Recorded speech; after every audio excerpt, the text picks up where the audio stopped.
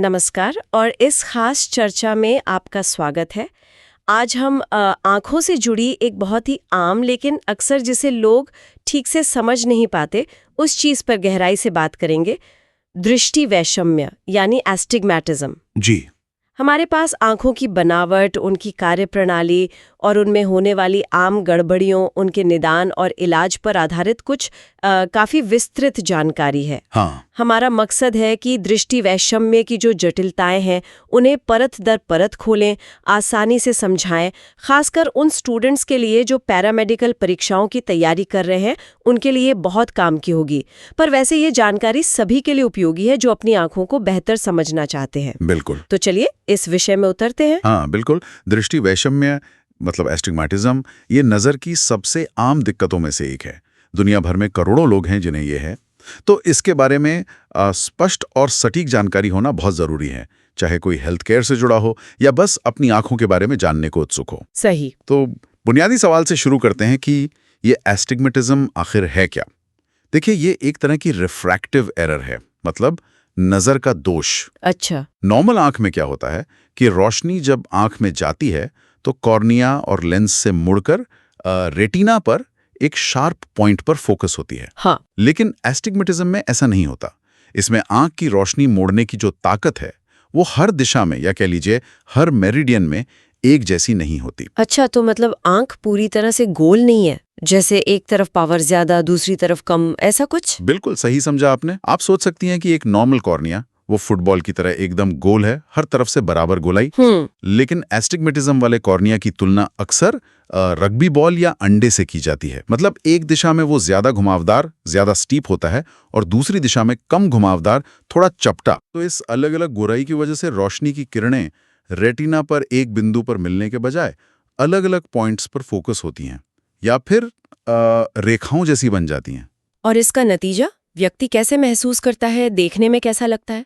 इसका सीधा नतीजा है धुंधली दृष्टि या विकृत दृष्टि, मतलब चीजें थोड़ी डिस्टॉर्टेड दिखती हैं। वस्तुएं साफ दिखने के बजाय थोड़ी फैली हुई, खींची हुई सी या टेढ़ी मेढ़ी नजर आ सकती हैं, चाहे वो दूर की चीजें हों या पास की।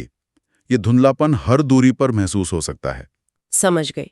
अब हमारी जानकारी बताती है कि एस्टिग्मैटिज्म मुख्य रूप से दो तरह का होता है, एक नियमित यानी रेगुलर और दूसरा अनियमित इर्रेगुलर। मुझे लगता है पहले रेगुलर वाले पर बात करना ठीक रहेगा क्योंकि वो ज्यादा आम है ना? हाँ बिल्कुल। रेगुलर एस्टिग्मैटिज्म ही सबसे कॉमन टाइप है। इसमें जैसा नाम से ही पता चल रहा है, आंख की पावर में जो फर्क होता है ना, वो एक रेगुलर पैटर्न में होता है। अच्छा। आमतौर पर दो मुख्य मेरिडियन होते हैं, एक वो जिसकी पावर सबसे ज्यादा है और एक वो जिसकी सबसे कम। और ये दोनों मेरिडियन वो एक दूसरे से 90 डिग्री के एंगल पर, मतलब समकोण पर होते हैं। हाँ। भले ही उनकी गोलाई अलग अलग हो, पर ये अंतर एक क्या कहते हैं व्यवस्थित तरीके से होता है। और इसके पीछे कारण क्या होते हैं? क्या ये सिर्फ कॉर्निया की बनावट का ही मामला है या कुछ और भी? ज्यादातर मामलों में हाँ। सबसे आम कारण है कॉर्नियल एस्टिग्मेटिज्म, मतलब कॉर्निया की सतह की जो वक्रता है उसमें असामान्यता। जैसे हमने वो रग्बी बॉल वाला उदाहरण लिया, बिल्कुल वैसी ही स्थिति। हाँ। लेकिन कभी कभी एस्टिग्मेटिज्म आंख के अंदर जो लेंस होता है उसके कारण भी हो सकता है। उसे लेंसुलर एस्टिग्मेटिज्म कहते हैं। ये थोड़ा कम आम है। अच्छा। इसके भी कुछ सब टाइप्स हो सकते हैं, जैसे लेंस की अपनी गोलाई में कोई दिक्कत हो जिसे कर्वेचरल कहते हैं, जैसे लेंटिकोनस एक कंडीशन है, या फिर लेंस अपनी जगह से थोड़ा झुका हुआ या खिसका हुआ हो, पोजिशनल, जैसे सबलक्सेशन में होता है जी। या बहुत ही रेयर केस में लेंस के अलग अलग हिस्सों का रिफ्रैक्टिव इंडेक्स, मतलब रोशनी मोड़ने की क्षमता, वो अलग अलग हो। एक और बहुत ही दुर्लभ कारण रेटिनल एस्टिग्मेटिज्म भी हो सकता है। ये रेटिना का जो सेंट्रल पार्ट है मैक्युला, उसके थोड़ा तिरछा होने के कारण होता है। तो मतलब कॉर्निया ही मेन प्लेयर है, पर लेंस भी कभी-कभी रोल निभा सकता है। जब डॉक्टर जांच करते हैं तो क्या वो इन दोनों में फर्क कर पाते हैं? हाँ बिल्कुल। कुछ खास मशीनें होती हैं, जैसे कैरेटोमीटर या कॉर्नियल टोपोग्राफर, उनसे कॉर्निया की गोलाई नापी जा सकती है। अच्छा। और जो टोटल एस्टिग्मेटिज्म है, जो रेटिनोस्कोपी या चश्मे के नंबर की जांच से पता चलता है, उसमें से कॉर्निया वाले हिस्से को घटाकर लेंस वाले एस्टिग्मेटिज्म का अंदाजा लगाया जा सकता है।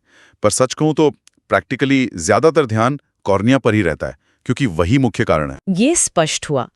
अब जो जानकारी हमारे पास है उसमें रेगुलर एस्टिग्मेटिज्म के और भी वर्गीकरण की बात की गई है, खास तौर पर उसके अक्ष यानी एक्सिस और एंगल के आधार पर। यहाँ बात थोड़ी और टेक्निकल हो जाती है। हाँ। पर यह समझना जरूरी है, खासकर जब सुधार के लिए सही लेंस चुनना हो। देखिए, रेगुलर एस्टिग्मेटिज्म को मुख्य मेरिडियन की दिशा के आधार पर बांटा जाता है। पहला है विद द रूल, WTR। इसमें क्या होता है कि वर्टिकल मेरिडियन, मतलब ऊपर से नीचे वाली जो लाइन है, वो हॉरिजॉन्टल यानी लेटी हुई लाइन की तुलना में ज्यादा कर्व्ड होती है, ज्यादा खड़ी होती है। अच्छा। इसे ठीक करने के लिए आमतौर पर कॉनकेव मतलब माइनस पावर का सिलेंड्रिकल लेंस लगता है। अच्छा। जिसका एक्सिस लगभग 180 डिग्री +-20 डिग्री पर होता है। या फिर कॉन्वेक्स यानी प्लस लेंस, जिसका एक्सिस 90 डिग्री +-20 डिग्री पर होता है। दिलचस्प बात यह है कि इसे विद द रूल क्यों कहते हैं, क्योंकि ये नेचुरली थोड़ा आम है। हमारी पलकों का जो नॉर्मल दबाव पड़ता है ना कॉर्निया पर, उससे भी वर्टिकल मेरिडियन अक्सर थोड़ा ज्यादा कर्व्ड हो जाता है, करीब 0.25 डायोप्टर तक। अच्छा, ये तो नई बात पता चली। दूसरा है अगेंस्ट द रूल। इसमें स्थिति उलट जाती है, मतलब हॉरिजॉन्टल मेरिडियन ज्यादा कर्व्ड होता है। इसके सुधार के लिए लेंस का एक्सिस WTR के उलट होता है, जैसे प्लस वाला 180 डिग्री +-20 डिग्री पर, या माइनस वाला 90 डिग्री +-20 डिग्री पर। यह उम्र के साथ थोड़ा बढ़ सकता है। तीसरा है तिरछा, ऑब्लिक। यहाँ दो मुख्य मेरिडियन 90 डिग्री पर तो होते हैं, लेकिन वो ना तो सीधे खड़े होते हैं ना लेटे हुए, बल्कि तिरछे होते हैं, जैसे मान लीजिए 45 डिग्री और 135 डिग्री पर। ठीक है। और चौथा है बायोब्लिक। ये और भी रेयर है।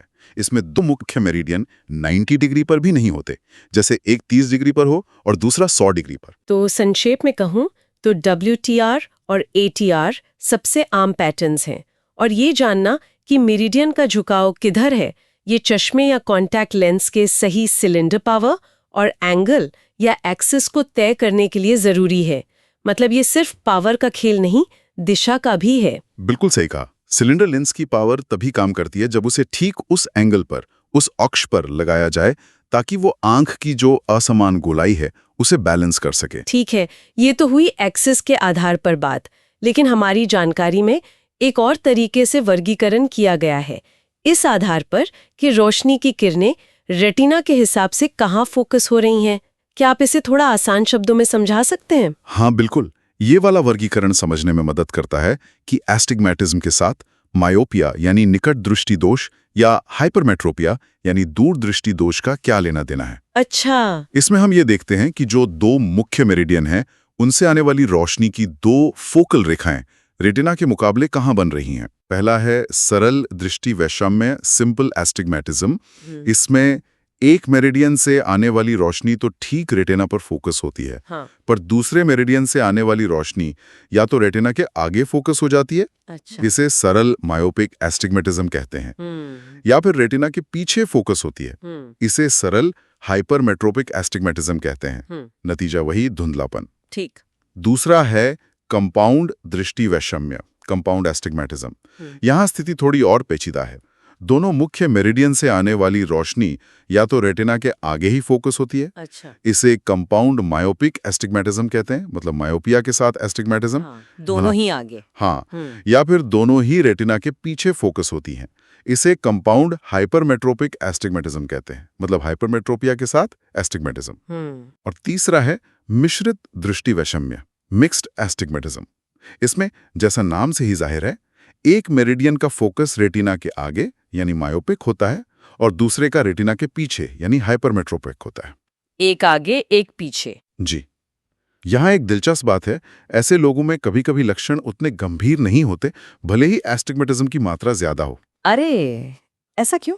ऐसा इसलिए क्योंकि इन दो फोकल रेखाओं के बीच एक जगह होती है जहां इमेज सबसे कम धुंधली होती है। उसे सर्कल ऑफ लीस्ट डिफ्यूजन कहते हैं, और ये सर्कल रेटिना के काफी करीब बन सकता है, जिससे दृष्टि उतनी खराब नहीं लगती। ये तो काफी विस्तृत वर्गीकरण है। तो मूल रूप से एस्टिग्मेटिज्म अकेले भी हो सकता है या मायोपिया या हाइपरमेट्रोपिया के साथ मिलकर भी आ सकता है। अच्छा, ये तो हुई रेगुलर एस्टिग्मेटिज्म की कहानी, जहां सब कुछ एक तय पैटर्न में होता है, भले ही वो गड़बड़ हो। लेकिन तब क्या होता है जब कॉर्निया की सतह ही ऊबड़-खाबड़ या अनियमित हो?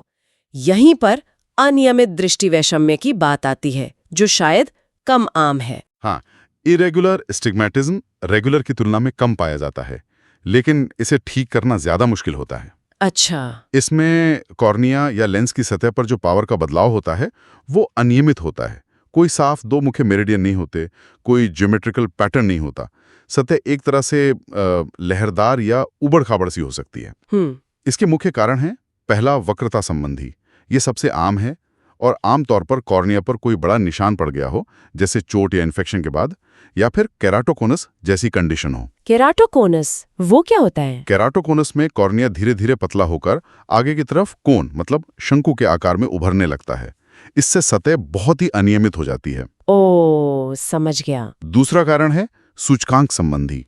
ये बहुत रेयर है और कभी-कभी मोतियाबिंद के शुरुआती स्टेज में हो सकता है, जहां लेंस के अंदर का मटेरियल असमान रूप से गाढ़ा हो जाता है, जिससे उसका रिफ्रैक्टिव इंडेक्स बदल जाता है। अनियमित एस्टिग्मेटिज्म सुनने में ही ज्यादा गंभीर लग रहा है, तो कोई व्यक्ति इसे कैसे अनुभव करता है? क्या लक्षण रेगुलर एस्टिग्मेटिज्म से अलग होते हैं? पैरामेडिकल छात्रों के लिए मरीज से बात करते समय किन लक्षणों पर खास ध्यान देना चाहिए? लक्षण कुछ हद तक मिलते जुलते हो सकते हैं, लेकिन कुछ खास बातें हैं जिन पर ध्यान देना जरूरी है। जैसे? पहला तो है एसिनोपिया, मतलब आंखों में थकान, खिंचाव, भारीपन, फोकस करने में मुश्किल होना, सिर दर्द, कभी-कभी हल्की मितली या नींद से आना। ये लक्षण हल्के 1 डायोप्टर रेगुलर एस्टिग्मेटिज्म में बहुत कॉमन है, क्योंकि आंख लगातार फोकस करने की कोशिश करती रहती है। हाँ, ये तो कई लोगों को होता होगा। जी, पैरामेडिकल छात्रों को मरीज से इन लक्षणों के बारे में जरूर पूछना चाहिए, क्योंकि लोग अक्सर इन्हें नजरअंदाज कर देते हैं या सोचते हैं कि ये काम की थकान है। सही। और दूसरा, धुंधली दृष्टि या नजर का कमजोर होना। जब एस्टिग्मेटिज्म की मात्रा ज्यादा हो, 1 डायोप्टर हो, तो नजर साफ तौर पर धुंधली होती है। ये रेगुलर और इर्रेगुलर दोनों में होता है। तीसरा, वस्तुओं का विकृत होना, डिस्टॉर्शन। ये इर्रेगुलर एस्टिग्मेटिज्म का एक मुख्य लक्षण है। सीधी रेखाएं टेढ़ी मेढ़ी या लहरदार दिख सकती हैं। ये रेगुलर में भी हो सकता है, पर इर्रेगुलर में ज्यादा साफ पता चलता है। अच्छा। चौथा, पोलोपिया, मतलब एक चीज की कई इमेज दिखना, जैसे डबल दिखना या उससे भी ज्यादा। ये भी इर्रेगुलर एस्टिग्मेटिज्म का एक खास लक्षण हो सकता है। ओह। फिर वस्तुओं का थोड़ा खिंचा हुआ दिखना, ये हाई एस्टिग्मेटिज्म में हो सकता है। ओके। और कुछ लोग अनजाने में पढ़ने की चीजों को बहुत पास रखते हैं। उन्हें लगता है कि पास लाने से बड़ा दिखेगा, भले ही वो धुंधला ही क्यों ना हो। रेटिना पर बड़ी इमेज पाने की कोशिश करते हैं। ये तो काफी सारे लक्षण हैं। और क्या डॉक्टर जांच के दौरान कुछ खास संकेत या साइन देख सकते हैं? हाँ, कई संकेत मिल सकते हैं, जैसे पलकों का आधा बंद करना, स्क्विंटिंग। मरीज अक्सर बेहतर देखने के लिए अपनी आंखें सिकोड़ता है। वो अनजाने में एक पिनहोल इफेक्ट बनाने की कोशिश कर रहा होता है। हाँ, ये तो मैंने देखा है लोगों को करते हुए। बिल्कुल। दूसरा, सिर झुकाना, हेड टिल्ट। खासकर बच्चों में वो अनजाने में अपना सिर एक तरफ झुका लेते हैं, ताकि एस्टिग्मेटिज्म के एक्सिस को देखने की लाइन के साथ बेहतर अलाइन कर सकें और धुंधलापन कम हो। कभी-कभी आदत बन जाती है। बहुत रेयर केस में ये टॉर्टिकोलिस जैसा लग सकता है, मतलब गर्दन का टेढ़ापन। अच्छा। फिर आंख के पर्दे की जांच, मतलब ऑफ्थेल्मोस्कोपी के दौरान हाई एस्टिग्मेटिज्म में आंख के पीछे की जो ऑप्टिक डिस्क है वो थोड़ी अंडाकार या झुकी भी दिख सकती है। रेटिनोस्कोपी जांच बहुत महत्वपूर्ण है। इसमें डॉक्टर को अलग-अलग मेरिडियन में अलग-अलग पावर मिलती है, और जब वो मशीन को घुमाते हैं तो पुतली से जो लाल रिफ्लेक्स आता है वो भी घूमता हुआ या कैंची की तरह चलता हुआ दिख सकता है। इसे सिजरिंग रिफ्लेक्स कहते हैं। ये खासकर इर्रेगुलर एस्टिग्मेटिज्म में दिखता है। कैंची जैसा? हाँ। अच्छा। फिर स्लिट लैम्प जांच। ये एक तरह का माइक्रोस्कोप है जिससे आंख को बहुत बारीकी से देखा जाता है। इससे इर्रेगुलर एस्टिग्मेटिज्म के कारण, जैसे कॉर्निया पर निशान, उसका पतलापन या केराटोकोनस का उभार, वो साफ दिख जाता है। और एक और चीज है, प्लेसिडोज डिस्क। ये एक सिंपल सा डूल है जिसमें गोल गोल सर्कल बने होते हैं। जब इनकी परछाई कॉर्निया पर देखी जाती है तो नॉर्मल कॉर्निया पर सर्कल गोल दिखते हैं, लेकिन इर्रेगुलर कॉर्निया पर ये सर्कल टेढ़े मेढ़े या डिस्टॉर्टेड दिखते हैं। ये कॉर्निया की सतह की क्वालिटी का एक विजुअल प्रूफ देता है। जांच की बात चली है तो निदान पक्का करने और एस्टिग्मेटिज्म की मात्रा और टाइप पता करने के लिए कौन-कौन सी मुख्य जांचें की जाती हैं? आपने रेटिनोस्कोपी और स्लिट लैम्प का जिक्र किया, इनके अलावा और क्या जरूरी है? हाँ, कई और जरूरी जांचें हैं।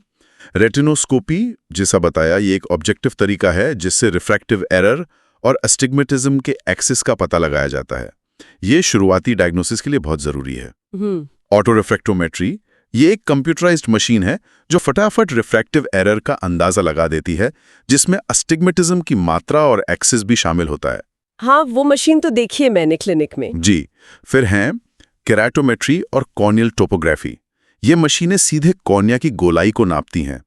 केराटोमेट्री सिर्फ सेंट्रल हिस्से के 2 मुख्य मेरिडियन को नापती है, जबकि कॉर्नियल टोपोग्राफी पूरे कॉर्निया का एक डिटेल्ड कलरफुल नक्शा बनाती है जो उसकी सतह की हर छोटी बड़ी ऊंच नीच को दिखाता है। तो ये टोपोग्राफी ज्यादा डिटेल्ड हुई? बिल्कुल। और यहाँ ये समझना जरूरी है कि कब कौन सा टेस्ट ज्यादा काम का है। जैसे नॉर्मल चश्मे के नंबर के लिए शायद ऑटो रिफ्रैक्टर और रेटिनोस्कोपी काफी हों, लेकिन कॉन्टैक्ट लेंस फिट करने के लिए, खासकर स्पेशल वाले लेंस या फिर लेसिक जैसी सर्जरी या मोतियाबिंद सर्जरी में सही IOL पावर निकालने के लिए कॉर्नियल टोपोग्राफी बहुत जरूरी बल्कि अनिवार्य हो सकती है। समझ गए। फिर होती है सब्जेक्टिव जांच। इसमें मरीज से पूछकर फाइनल नंबर तय किया जाता है। इसके लिए एस्टिग्मेटिक फैन चार्ट आता है, जिसमें अलग अलग दिशाओं में लाइनें बनी होती हैं, या जैक्सन क्रॉस सिलेंडर JCC जैसे टूल इस्तेमाल करके सिलेंडर लेंस की सही पावर और एक्सिस को फाइन ट्यून किया जाता है। अच्छा, मरीज बताता है कि किस में ज्यादा साफ दिख रहा है? जी बिल्कुल। स्लिट लैंड परीक्षा तो है ही स्ट्रक्चरल कारणों को देखने के लिए, खासकर इर्रेगुलर एस्टिग्मेटिज्म में, और प्लेसिडो डिस्क या corneal topography irregular corneal curvature को रिकॉर्ड करने के लिए। ये तो जांचों का एक पूरा सेट हो गया। तो जब निदान हो जाता है, कंफर्म हो जाता है कि एस्टिग्मेटिज्म है, तो फिर इसके मैनेजमेंट या इलाज के क्या ऑप्शंस हैं? क्या हमेशा चश्मे से ही ठीक होता है? नहीं, इलाज एस्टिग्मेटिज्म के टाइप, उसकी सीरियसनेस और मरीज की जरूरतों पर निर्भर करता है। अच्छा। रेगुलर एस्टिग्मेटिज्म के लिए ऑप्टिकल इलाज सबसे आम और आसान तरीका है सिलेंड्रिकल लेंस वाले चश्मे या कॉन्टैक्ट लेंस का इस्तेमाल। ये लेंस आंख के असमान गोलाई को न्यूट्रलाइज करके रोशनी को रेटिना पर ठीक से फोकस करने में मदद करते हैं। ये तो सबसे कॉमन है। हाँ। सर्जिकल इलाज। आजकल कई सर्जिकल ऑप्शंस भी बहुत पॉपुलर और इफेक्टिव हैं, खासकर उन लोगों के लिए जो चश्मे या कॉन्टैक्ट लेंस नहीं लगाना चाहते। हाँ, सर्जरी के बारे में बहुत सुनते हैं। जी। इसमें लेजर बेस्ड प्रोसीजर हैं। लैसिक सबसे फेमस है। इसमें लेजर से कॉर्निया को रीशेप किया जाता है। ये करीब 5 डायोप्टर तक का एस्टिग्मेटिज्म ठीक कर सकती है। स्माइल भी एक मॉडर्न लेजर तकनीक है। पहले पार्क या PRK जैसी तकनीकें भी थीं।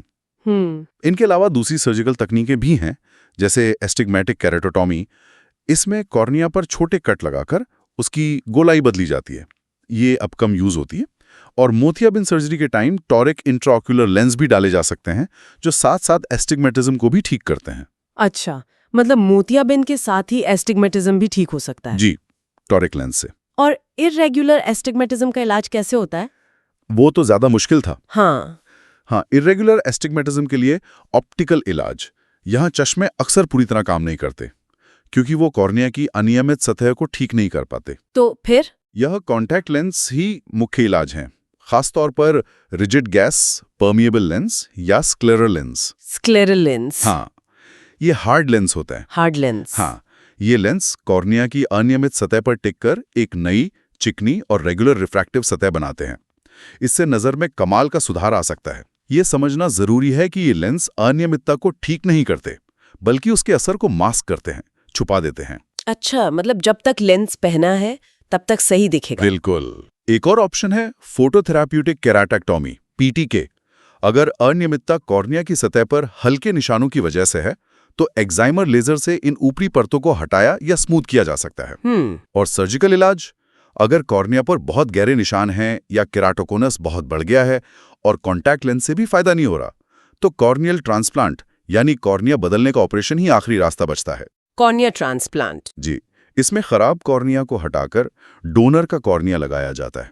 इसके भी टाइप हैं, जैसे पेनिट्रेटिंग केराटोप्लास्टी PKP, जिसमें पूरी मोटाई बदली जाती है, या deep anterior lamellar keratoplasty DALK, जिसमें सिर्फ आगे की परतें बदली जाती हैं। वाकई इलाज के कई विकल्प मौजूद हैं। ये निर्भर करता है कि एस्टिग्मेटिज्म किस तरह का है और कितना गंभीर है। हमारी जानकारी में कुछ खास शब्दों का भी जिक्र था। क्या हम बस कुछ मुख्य शब्दों को संक्षेप में दोहरा सकते हैं? शायद स्टूडेंट्स के लिए उपयोगी हो। हाँ, क्यों नहीं, जल्दी से कुछ शब्द देख लेते हैं। डायोप्टर? डायोप्टर? जी, ये लेंस की पावर नापने की यूनिट है। जैसे चश्मे का नंबर होता है ना, +2.0D या -1.5D। हाँ। मेरिडियन? मेरिडियन? आंख की सतह पर कोई भी एक काल्पनिक लाइन समझ लीजिए जो सेंटर से गुजरती है, जैसे ग्लोब पर देशांतर रेखाएं होती हैं। एस्टिग्मेटिज्म में अलग अलग मेरिडियन की गोलाई अलग होती है। ठीक है। केराटोमीटर ये वो मशीन है जो कॉर्निया की गोलाई कर्वेचर को नापती है। इससे कॉर्नियल एस्टिग्मेटिज्म का पता चलता है। फोकल लेंथ कोई लेंस रोशनी को जिस पॉइंट पर फोकस करता है उस पॉइंट की लेंथ से दूरी। बहुत उपयोगी। तो आज की इस सारी बातचीत का सार निकालें तो दृष्टि वैषम्य या एस्टिग्मेटिज्म एक बहुत ही कॉमन रिफ्रैक्टिव एरर है।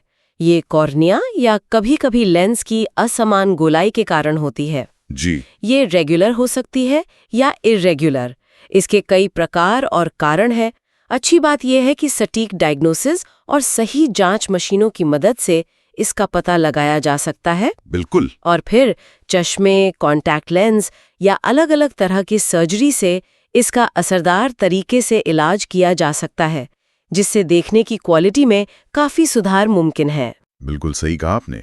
यहाँ सबसे ज़रूरी मैसेज यही है कि एस्टिग्मेटिज्म को समझना मतलब ये जानना कि आँख के अंदर रोशनी कैसे मुड़ रही है, कौन सी मेरिडियन ज़्यादा पावरफुल है, फोकस कहाँ बन रहा है, ये सब सही इलाज चुनने के लिए ज़रूरी है। हाँ। चाहे वो सही एक्सिस पर सिलिंड्रिकल लेंस देना हो या केराटोकोनिस के मरीज के लिए सही टाइप का कॉन्टैक्ट लेंस चुनना हो या फिर सर्जरी प्लान करनी हो, ये हर मरीज के लिए अलग होता है।